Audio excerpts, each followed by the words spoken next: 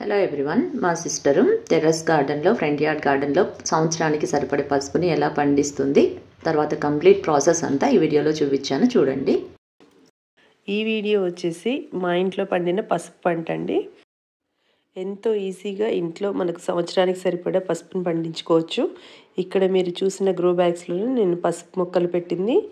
ఈ విధంగా మొక్కలన్నీ డ్రై అయిపోయాక మనము హార్వెస్ట్ చేసుకోవాలి. ఈ మొక్కలన్నీ నేను జూన్లో పెట్టానండి. ఎప్పుడైనా మనం పసుపు పెట్టుకునే టైం వచ్చి మే, జూన్ ఆ టైంలో పెట్టుకోవాలి. సో హార్వెస్టింగ్కి 6 to 7 months పడుతుంది. సో నేను జూన్లో పెట్టాను కదా, ఇప్పుడు జాన్లో హార్వెస్ట్ చేశాను. ఈ విధంగా మొక్కలన్నీ డ్రై అయిపోతే మనకు హార్వెస్టింగ్కి రెడీ అయినట్టు. సో మనము మేలో కానీ జూన్లో ఆ టైంలో చిన్న చిన్న స్టెమ్ కటింగ్స్ అంటే 1 inch పసుపు కొమ్మలు నాటుకోవాలి. నాటుకున్న 7 monthsకి అయితే మనకు పంట రెడీ అవుతుందండి. గ్రో బ్యాగ్స్ బోర్లిస్తే వాటిలో ఈ విధంగా పసుపు కొమ్మలు ఉంటాయండి మనకు.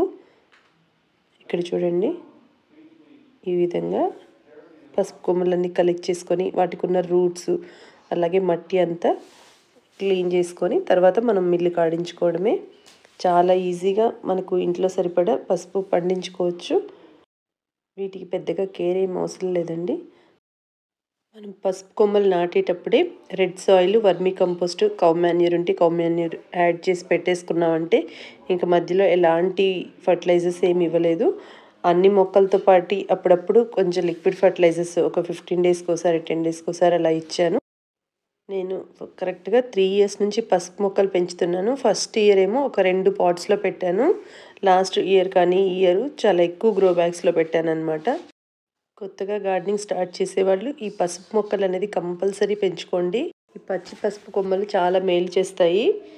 మనకు కోల్డ్ కాఫ్ వచ్చినప్పుడు చిన్న మొక్క తీసుకొని దంచి పాలల్లో వేసి ఉడికించుకొని వడగట్టుకొని తాగామంటే చాలా యూజ్ ఉంటుంది. మనకి కోల్డ్ కాఫ్కి బెస్ట్ మెడిసిన్. మనం ఈ పసుపు మొక్కలు పెట్టుకునేటప్పుడు పచ్చి పసుపు కొమ్మలు నాటుకోవాలండి.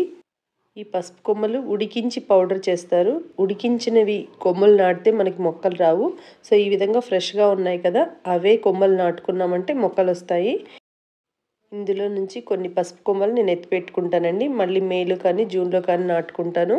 సో ఇవి కొంచెం తడంతా ఆరిన తర్వాత ఒక చిన్న బౌల్లో వేసేసి మనము లోపల పెట్టుకున్నామంటే చాలా, ఫ్రిడ్జ్లో కూడా అవసరం లేదు. జస్ట్ కొమ్మలు నార్మల్గా ఎక్కడైనా పెట్టేసుకుంటే సరిపోతుంది.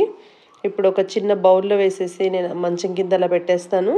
సీజన్ వచ్చేవరకు అంటే మనకి ఏప్రిల్, మే, జూన్ ఆ టైంకి వచ్చేవరకు స్ప్రౌట్స్ వస్తాయి. మనకు అల్లానికి ఎలా స్ప్రౌట్ వస్తుందో అలా స్ప్రౌట్స్ వస్తాయి.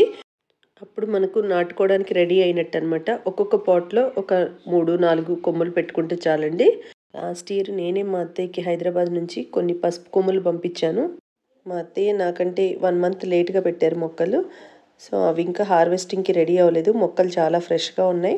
అందులో భూమిలో పెట్టేసరికి చాలా హెల్దీగా ఉన్నాయండి. ఒక్కొక్క మొక్క అంత సైజు వచ్చింది.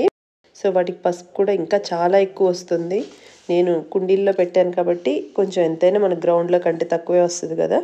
సో మనకి ఎప్పుడైనా హార్వెస్టింగ్కి రెడీ అయ్యాయంటే మొక్కలన్నీ డ్రై అయిపోవాలి. 3 years బ్యాక్ నేను పసుపు మొక్కలు పెట్టుకోవడానికి ఎంతో ట్రై చేశాను పసుపు కొమ్మల కోసం, బట్ దొరకలేదు. ఒక్కసారి మనము ఎలాగలాగా సంపాదించుకున్నామంటే ఇంకా మన దగ్గర నుంచి ఒక తోట కూడా చేసేసుకోవచ్చు, అంత హార్వెస్ట్ చేసుకోవచ్చు అనమాట. లాస్ట్ ఇయర్ మా చెల్లి వాళ్ళకి పంపించాము. మాకు కంప్లీట్ ఇయర్ మొత్తం మేము కొనకుండానే పసుపు ఇంట్లోకి సరిపోయిందండి. ఈ విధంగా పసుపు అంతా క్లీన్ చేసుకున్న తర్వాత ఒక స్టవ్ మీద గిన్నెలో నీళ్లు పెట్టుకొని కొద్దిసేపు ఉడికించాలండి. బాగా మరిగే నీళ్ళల్లో కొద్దిసేపు పసుపు కొమ్మలు వేసి అలా కొంతసేపు బాయిల్ అవ్వనివ్వాలి. తర్వాత నీళ్ళన్నీ వంపేసి ఆరబెట్టుకోవాలి. ఈ కొమ్ములు బాగా ఎండాయి అనుకోండి పౌడర్ బాగా పడుతుంది. సో మనం మిల్లు దగ్గరికి తీసుకెళ్ళినప్పుడు బాగా ఎండితేనే వాళ్ళు పౌడర్ పట్టిస్తారు. చూసారు కదా ఎంతో ఈజీగా ఇంట్లో పసుపు పండించుకొని పౌడర్ చేసుకోవడం.